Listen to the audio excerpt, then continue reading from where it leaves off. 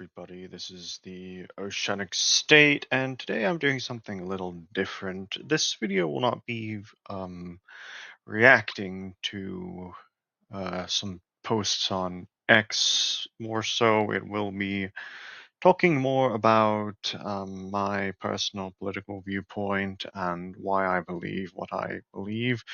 Mainly with the question is why nationalism?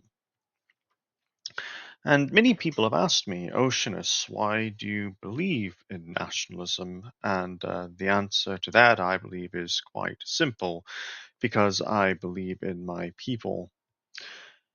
In my view, nationalism is the only ideology on the planet that puts your people and country first. What are the left loyal to? Internationalism, the plight of the entire world.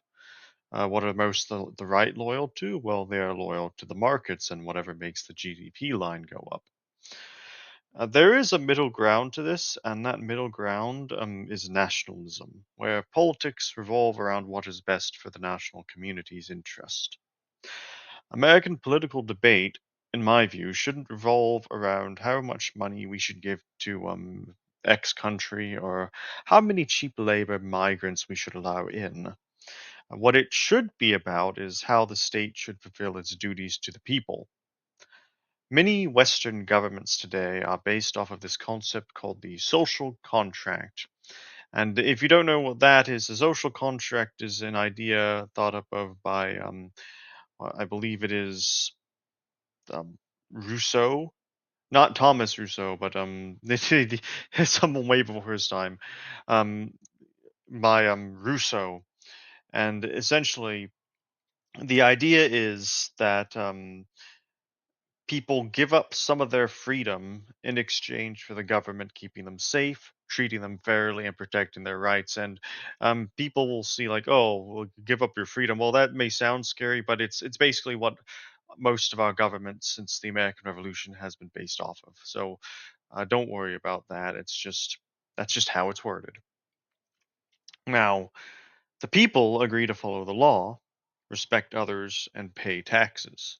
And in return for this, the government agrees to stop crime, build infrastructure, and provide for the common defense.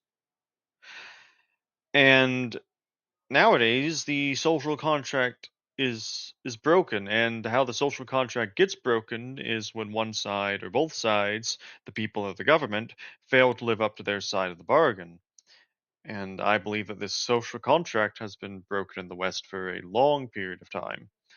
Like, look at the countries like the UK, where the government fails to provide for the common defense of their people by allowing Middle Eastern migrants to form rape gangs and murder Englishmen.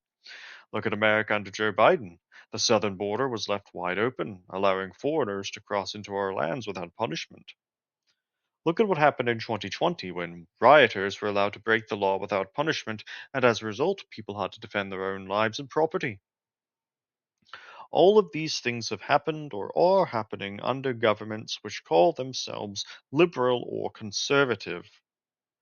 These governments have broken the social contract with their people, and society is worse off because of it. A nationalist government, however, would not break the social contract because the largest pillar of nationalist ideology is duty towards the nation. Nationalists would not have allowed migrant rape gangs to form in Great Britain and kill British men and women. Nationalists would not have allowed the US southern border to be overrun continuously for years until very recently. Nationalists would not have allowed terrorist organizations like Antifa or Black Lives Matter to burn and loot cities without some form of government response. A nationalist government would not be playing babysitter for a bunch of warring desert tribes in the Middle East. A nationalist government would not allow dual citizens to be placed in government positions to influence national policy. A nationalist government would not allow foreign lobbies like AIPAC or CARE to purchase politicians. A nationalist government would enforce labor laws and not bow to the whims of the big agricultural lobbies who want cheap foreign labor, and would not allow tech companies to hire people from India over American talent. A nationalist government would reverse the decisions that have required our youth to compete with people from all over the world for table scraps of our forefathers' legacy. A nationalist government will ensure the needs of the national community come before the wants of the market. The market will become subservient towards the national community, not the reverse. And so much more.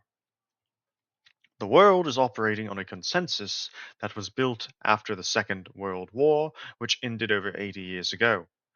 Post war liberalism, while perhaps necessary for the time, is no longer working due to government neglect of the social contract. Nationalism was condemned as what gave rise to Adolf Hitler and plunged the world into two world wars. 80 years later, and they still use Hitler as a boogeyman to condemn nationalism. Well, at some point, this boogeyman no longer works when your system of government has repeatedly failed to deliver on its side of the bargain of the social contract. When your people are suffering and your only argument is, well, guess what? At least we beat that crazy guy nearly a century ago, so you should be grateful, it is clear that your system of government will not last long. Could this have been avoided? Of course it could have. The post war consensus governments could have easily stuck to the social contract. They could have they could have defended their borders, taken care of their people, and this debate would never have been necessary. But that isn't what happened. The post war consensus governments concluded that their duty was to the world rather than to their people. Now, before people come at me, yes, I believe that taking care of the world we live in is important. However, I do not believe in doing so at the expense of one's own people. Seriously, what have these governments succeeded in doing over the past 50 years? Well, they've managed to give aid that overpopulated Africa and India, causing a mass exodus to Western nations who are simultaneously told that we must constantly depopulate to fight overpopulation. They've managed to create crises in the Middle East that have also allowed for the flow of people towards the West, who are culturally incompatible, by the way. They've managed to develop a water sucking machine known as the data center. They've managed to crash the economy in 2008, which never recovered to pre 2008 levels, and is now what I like to call, and other people are calling, the zombie economy. Even when they have done good things, they have allowed these good things to be corrupted. Take the internet, for example. The internet used to be a place for the free flow of information. Now it is corporatized and regulated to the point where free flow is impossible. Yet the post war consensus governments, at least in the West, have given us the highest standards of living in the first world in world history. Yet that doesn't matter when they allow criminals to commit crime with slaps on the wrist or culturally incompatible people to flood our shores. Much of the reason why our governments still follow the post war consensus is because most of our politicians were bored of the post war consensus. Look at here, the American government, in Congress especially. You will see people who have been in office forever on both sides of the aisle. For example, former Democratic representative from Michigan, John Dingell, was in his seat from 1955 to 2015. And after he left office and subsequently died, he has been succeeded by his wife, Debbie Dingell. Interesting, isn't it? Because the people running the government are outdated, the way the government operates is also outdated. How can a government run by people in their 70s begin to understand the plight of a person in their 20s, the future of this nation? The only people who are selling themselves, in America at least, as being able to understand this are the Democratic Socialists of America. And this is a problem because the DSA isn't going to fix the problems America and the West have, because the DSA is ultimately an organization born out of the consequences of these problems. Many DSA leaders are foreigners, and much of their support base is also comprised of foreigners. Unlike the post war consensus that gives overtures to a liberal internationalism, the DSA proclaims a socialist internationalism. Internationalism is internationalism, whether it be liberal or socialist, and as such is the enemy of nationalism. What what is the DSA solution for the decline of the West, you may ask? Well, they have done, because they see the decline of the West as deserved and inevitable. They see the concept of America as evil and colonialist and seek to remake America into something new, which is just a vague way of saying off all the white people. Now, you will see liberals shocked at this rhetoric from the left wing. Then I ask, why are you shocked?